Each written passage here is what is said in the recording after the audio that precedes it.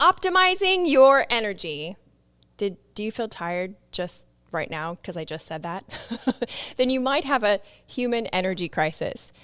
And you might have heard me say that and thought, yeah, no shit, Sherlock. Well, my next guest, when she isn't having hilarious and thought-provoking chats on her podcast called I Got One For You, she's lending her superpowers of energetic joy and creative thinking to corporations who need thought capital. Today, she's going to share her thought resources with us and help us become energy abundant so we can be like Energy Oprah. You get energy and you get energy. You all get energy. Doesn't that sound great? Thought experimenter, formidable optimist, weird but not a weirdo, Courtney Ferrell. Thanks for coming on the show. Meredith, for real. I'm so excited to be here. I'm excited too. I think optimizing energy is like, it sounds so awesome, but it also kind of sounds like a tagline for a pharmaceutical drug that has like a long list of side effects, may cause permanent diarrhea and murdering people in your sleep. Yeah, I think the commercial for that had two people sitting in bathtubs overlooking a field. I'm pretty sure that's what it was. It definitely did. Listen, this is an important topic right now. This not the bathtub people. That's an important topic for another time. But this whole thing, I just stopped reading this morning. I woke up, I picked up my phone, and I found 15 articles about burnout. Really? Burnout. And they're not talking about athletes or any of that. They're talking about just like the average Joe going through life. You can read it in Harvard Business Review and Newsweek and MSNBC. LinkedIn's packed with it. Everyone's given lip service to this idea. And then at the end of reading all these things, I got a text from a friend of mine who I consider to be the optimism queen. Like she's the good fairy that comes down. She's just got it coming out of her in every way. And she wrote me and she said, I am so tired in my spirit. Oh. And I stopped for a second and then I wrote her back and said, I am not tired in my spirit. I am not tired in my spirit, not even remotely. We have got to keep moving. And it reminded me of being in Aarhus, Denmark one time. There's this man there named Uffe Ulbeck who runs a school called the Chaos Pilots. Okay, first of all, can we make a band called the Chaos Pilots? Right after we make a band called the Mother Pluckers. Okay, yes. Super. Okay, that's a bluegrass band, but I like the idea. Chaos Pilots do. So he's sitting there having a cup of coffee, and he takes out a pen and he writes on the table and he draws this diagram. And he said, here's the thing. All the bad people are waking up every morning and putting bad into the world. And if the good people aren't waking up with an expressed intent of putting good in the world, it's going to get out of balance. And so I think the reason why we are all tired and we're having this human energy crisis, it's not our kids, it's not our aging parents, it's not our to-do list, and it's not our jobs. It's four things. It's negativity, cynicism, pessimism, and fear. Those four things. Those are the four things that we are inviting into our lives. Every morning we wake up, we invite it into our lives when we pick up our phone and we turn on the news and we have these conversations about, let me tell you the scary, terrible stories that I heard in the last 2 hours. And then we just feed it to ourselves and we're doing it to ourselves. And so that's what this talk is about how we're going to stop that. We are going to fight these forces. First, step one, quit listening to true crime podcasts, everyone. I do not understand. I do not either. Putting this all into your head.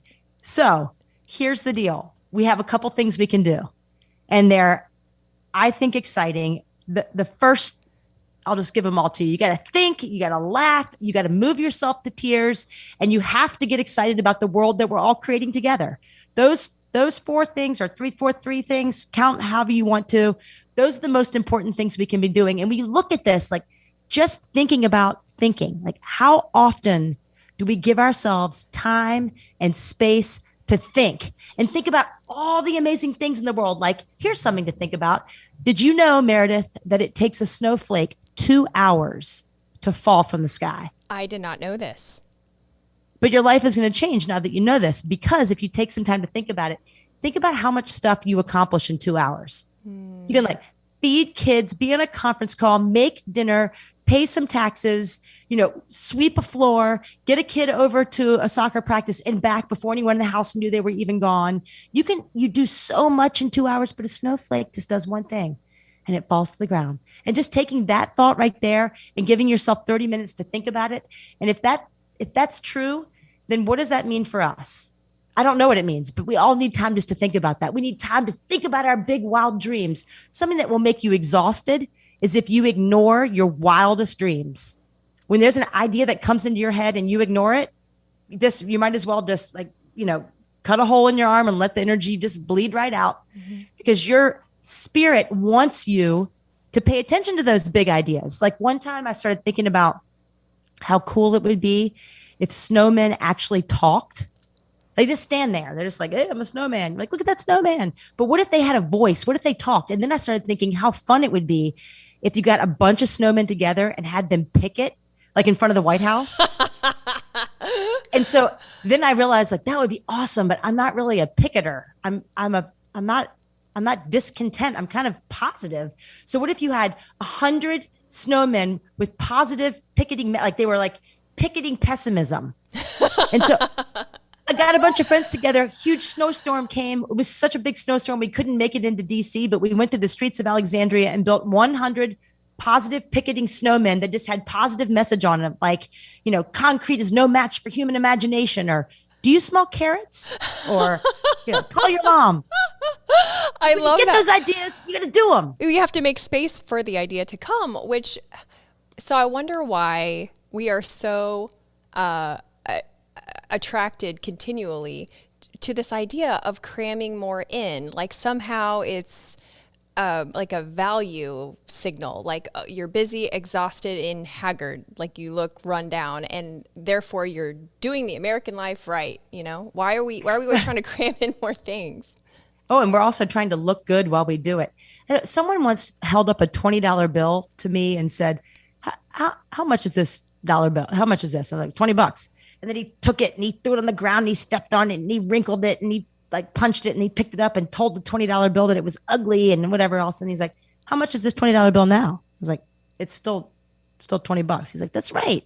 Either way, same value. You can beat yourself up here, or you can just be this regular, just be yourself. Don't pack it all in, too much stuff. Or if you're going to pack stuff in, pack in the good stuff. I actually think, Meredith, that sitting around waiting for something good to happen is also a complete energy suck. Like you got to make good stuff happen in your life. You can't just wait for the invitation to come. So if we're thinking about this, we got thinking, laughter. Do you know there's a place in Richmond called Hollywood Cemetery, and all these famous people are buried there. And so people like to take walks through the cemetery, which sounds like a bummer, but it's actually beautiful. And there's this one headstone there, and I love it. I love it so much. I tell everyone I know about it. And it says, Margarita Daniels. She always said her feet were killing her, but nobody would listen. And it really says that on the tombstone. It really says that. You can go online and check this out. It really says that. And I love that, because even in death, there's a place to laugh. There's something to laugh about. There's something to have some joy about. This woman who is no longer with us has brought so much joy to me, and I think to a lot of other people, because I talk about it way too much. Like this whole idea of like building it in, coming into a conversation, wanting to make somebody else laugh. Yes, that's so powerful. And chemically, it does so many amazing things to your brain that it should be like a requirement for every meeting that we begin with laughter, because you're more open-minded, you're more relaxed, you feel more connected to others. And as you said, it brings energy. So do you think it's more important to bring in the energy through whatever means first, or to block the energy leaking first? Like, do we need like poise incontinence pads for energy leakage? We would be covered head to toe in cotton.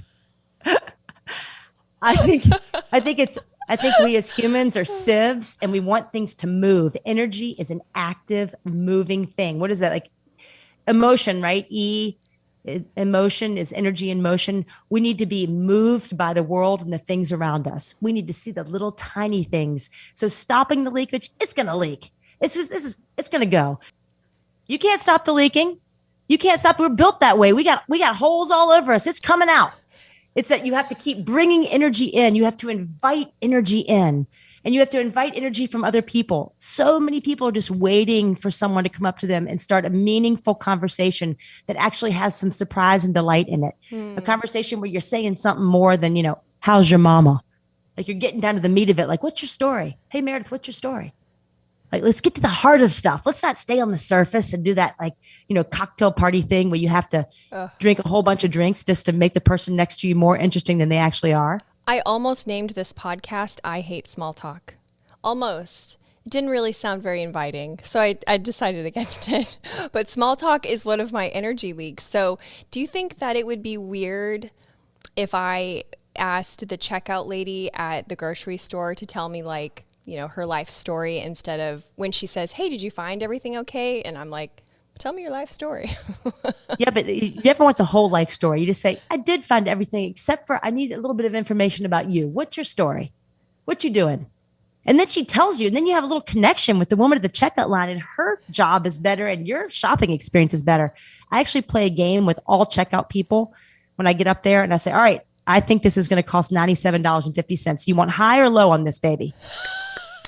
You like make a little game of it. Put it out there. Have you ever been to the hospital in Charlotte, North Carolina by any chance? By chance, no, I have not. All right, lucky girl. But if you go there, hospitals are a little bit downer places, right? But there they play the Brahms Lullaby every time a baby is born. So when you're walking through the hospital, maybe you're visiting someone who's sick or whatever, but then you hear that Brahms Lullaby and you're like, a new life just came in the world. Aww. It's awesome. It's awesome. It's like, what's our Brahms Lullaby? What are we putting into our lives to remind ourselves that good stuff is happening all around us? And it's not just the latest thing that you saw on CNN. I would stop media. I would. I think we all need media vacations. We are so worried that we're going to miss some story that comes through. Remember when we were younger and we all tried soap operas? Remember, you're like, I'll just try As the World Turns. I am telling you, those people got a contract when they first signed up that they would never age, that they would never die on this program. They get to hook up with anyone they wanted on the show eventually over the course of their contract. But the same thing is going on in As the World Turns today as it was whenever you watched it 25 years ago. And it's the same thing with the news. Same stuff. Take a break. Yeah, I believe it. Do you have lots of news coming in? Do you watch the news constantly? I do not watch the news. I recently heard that watching the news for 15 minutes, it signals your fight or flight for 2 days. And so I already didn't watch the news, but I was feeling like my fight or flight was kind of high. And then I realized that my Google notifications were on my phone. So I was getting the 40 or whatever characters at the top of my phone to whatever, salacious uplifting headline. Story. Oh, yeah, of course. It's really just the same story in different headlines. And so I had to go into my phone and remove all the Google notifications, and I feel much better already. I think that's a big one. I was on the phone with some really young people the other day, so college age, and I was saying, tell me about your world. Tell me everything. Here I am, I'm 40, like reconnect me with what it is to be 20. And they were taking me through TikTok and they were taking me through Instagram. And this one lovely girl said, these are just little fragments of joy. She said it as a positive thing. And I wrote it down and I thought about a mirror. And who wants a fragment of anything? I don't want a fragment of anything. I want all the joy. I want the full joy. Thank you. I want the supersized joy. I don't want a fragment of it. So I think we're going to these places on the internet and social media to try and get these fragments. And then we're left with this sort of these shards of what could be beautiful if they were all put together, but don't actually fill us up, but make us feel kind of lonely. So agree. During probably halfway into COVID, I called up a good friend of mine, Mason New, and I said, Mason, we got to do something. I was thinking back to that conversation with Ufa in Aarhus, Denmark. And I said, listen, if everyone in the world is putting out negativity, we got to start putting out some positivity. Let's just get together. Let's go up to my attic. Let's buy a couple microphones. Let's do a podcast that's all about joy, surprise, and delight. And each one of us will come each week trying to surprise and delight the other one. We won't worry about the audience. We'll just I'm with an audience of one. I'm going to surprise and delight you. I'm going to make you laugh. I'm going to make you think. I'm going to make you excited about this world. And you try and do the same thing to me. And then we'll see what happens. And we've gotten 17 episodes in, and it's really fun because it's not edited. It's authentic. It's real. And we just tell stories that lift you up. Yes. Like pull you up, which is exciting. That. I love your podcast. I love the energy that you and Mason have together. It's just listening in on such goodness. And it makes me think about, when you're learning about how to take care of the environment, they talk about swaps, right? Like instead of a plastic grocery bag, take a reusable bag to the grocery. Instead of using a plastic sandwich bag, try a silicone reusable one. And I feel like for energy, there's energy swaps. And certainly the podcast that we listen to is an easy opportunity for swapping out something that is, energy leaking and draining and sucking for something that's energy giving. But since, energetic joy is kind of your superpower, do you have any other suggestions on really good energy swaps that do this, not that kind of thing? Oh, I have a lot of them. So I'll give you a it. couple. So this is my like salacious one, which is I went to my, I got a physical last year, and my doctor went down and asked me all sorts of questions. And then she's like, and how's your sex life? And instead of answering that here on your podcast, I'll just tell you that she said to me, this is actually a really key component to your health.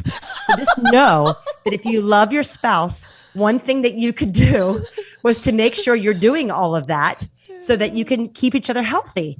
But it's just this idea of human touch, like touching one another. It doesn't have to be all the way. You don't have to hit a home run there, but just a little bit more human connection with one another.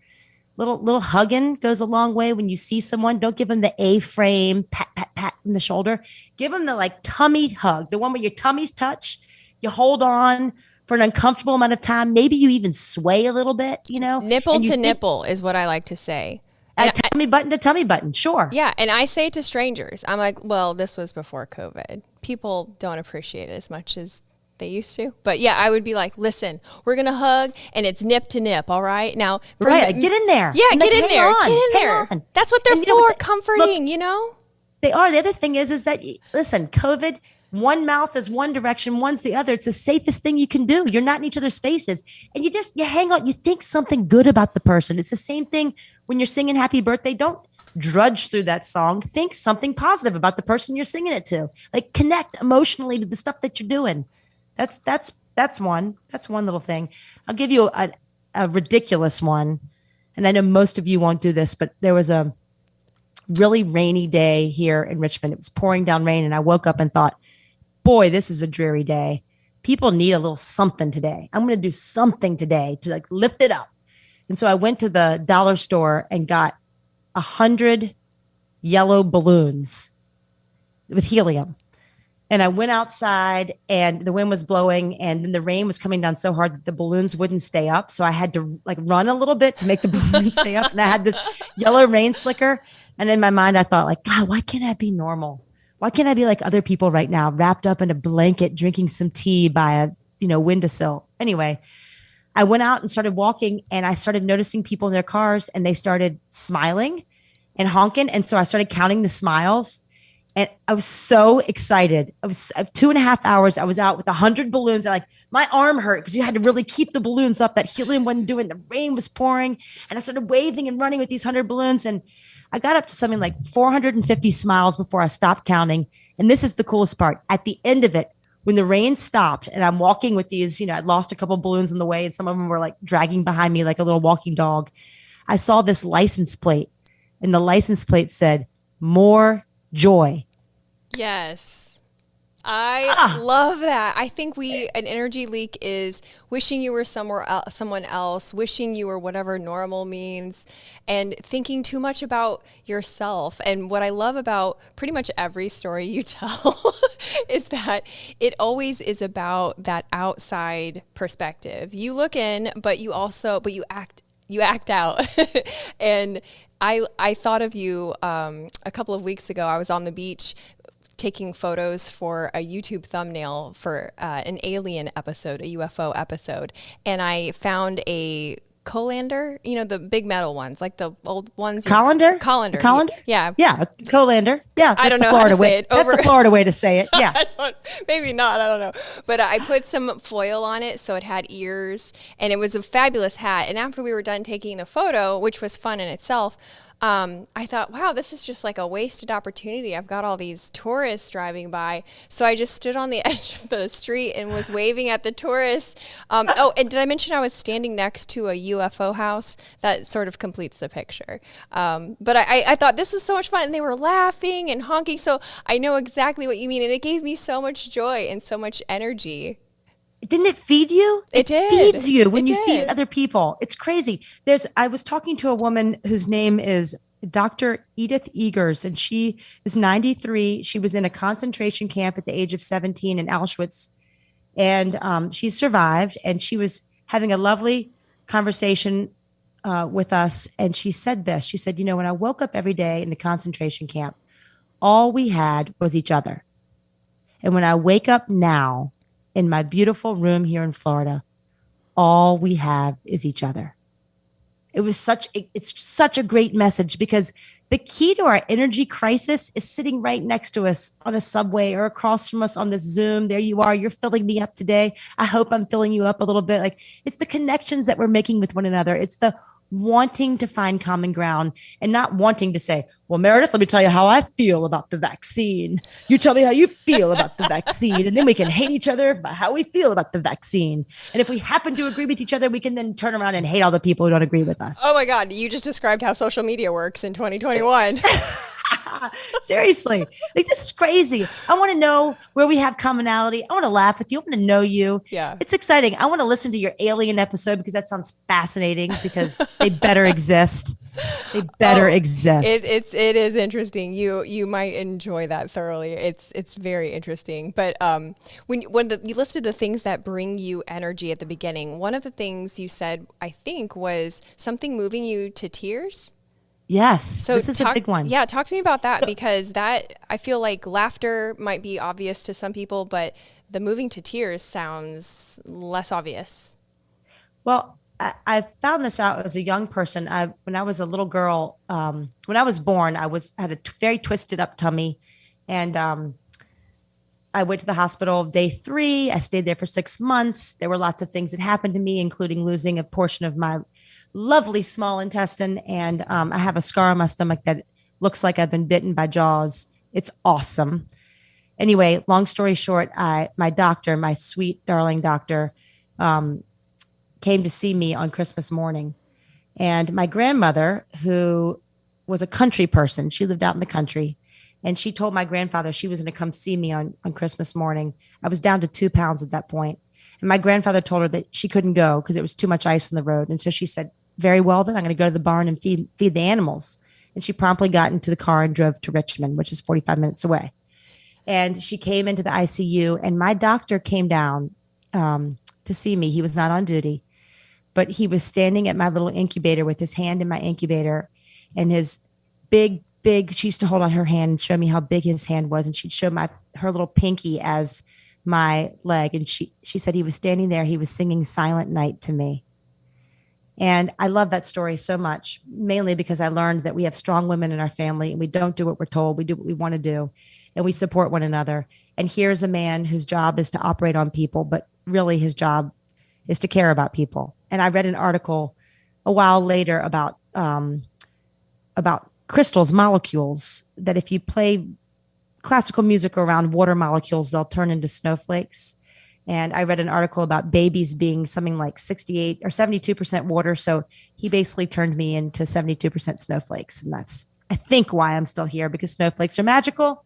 Long story short is that these kind of stories, each one of us have them. Each one of us have these stories about how we're here and the people who've helped to come lift us up. And if you really listen to them and connect with them, they're emotional and they will move you.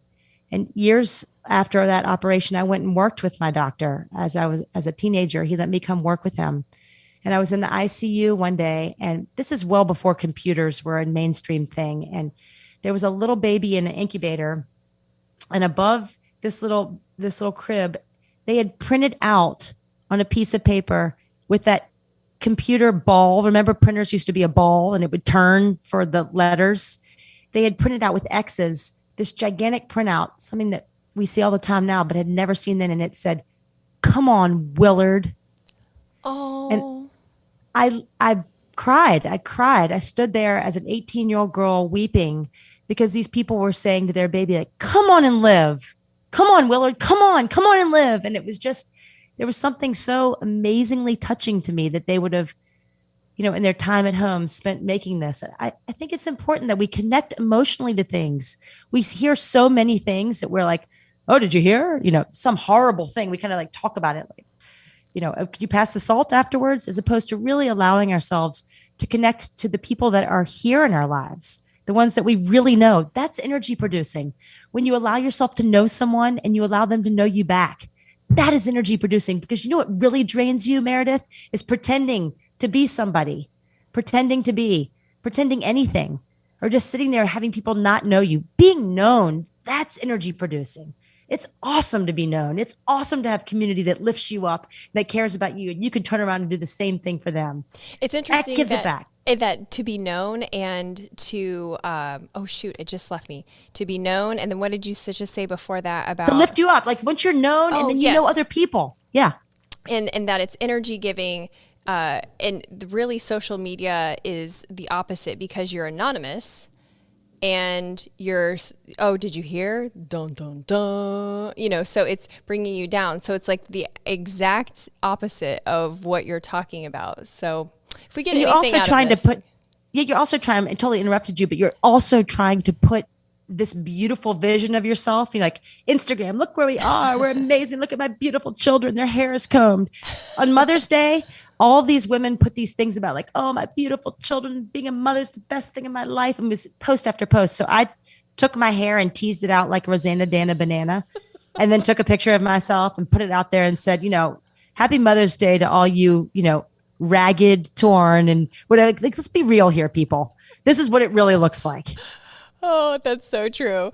Well, as we wrap up, can you summarize those 3 energy sources? I thought those were so good, and I want them to be top of mind for people listening. Absolutely. We're having a human energy crisis right now, and we can fight it. We're warriors. We are warriors fighting against negativity, cynicism, pessimism, and fear. And if you just take the time to think about your dreams, ponder things, look at poetry, find some that you like, laugh with your friends. Don't kill humor. Humor needs to be a part of all of our lives. Be moved to tears. Find those stories in our own lives that you can connect to. They don't have to be sad. They can just be moving. Watching somebody do something for the first time, put themselves out there, that should move you. That should allow you to feel something. And then finally, you got to get excited about this world we're all creating together. It is an awesome world. It's an exciting world. If for no other reason, Meredith is in this world and she is an incredible person. So you got to be excited about that. Just find a few things each day that just like rile you up. If you're looking for something, the sun rose this morning. If that isn't something to be excited about, I don't know what is. I totally agree. Absolutely. And Courtney, you are truly an energy master. I love being in your space. I love the first time I ever heard you on stage. And I want people to know, if they want to hire you for energy services or an idea pimp or whatever, how do they do that? How do they get in touch with you? How do they stay in touch with you? Do you know smoke flames? Just light a fire in your backyard. Yell really loud. I think it's easy. Not Instagram. What's that? LinkedIn thing or Facebook or one of those things. Call me. Yeah. We just dogged on the internet and how much we hated it. And we're like, stay in touch with us. Follow me on my socials. Hey, listen to the podcast. I got one for you. And there's a website, IgotOneForYou.com. There's an easy way to get in touch right there on the podcast website. That's perfect. Yeah. Well, as we wrap, any last thoughts you want to share with our audience? I think you got to be joyful. You got to have a little surprise and delight. So my one final thing is today, surprise and delight somebody with something small. It doesn't have to be big, but get out there, move a little bit. Don't be in the waiting room waiting for something to happen. Make something happen with your life, because it's a beautiful one. Whether it's yellow balloons or an alien hat, go do the thing. Go do that thing. Awesome. Woo. Hey, you're still here. That's awesome. I hope to see you next week too. I talk with the most interesting people that you've probably never heard of. Most of them are paradoxical and bring an opportunity for you to grow as a person. So if you like bright, meaningful entertainment, be sure to have a look around, hit subscribe, and hit the bell for notifications.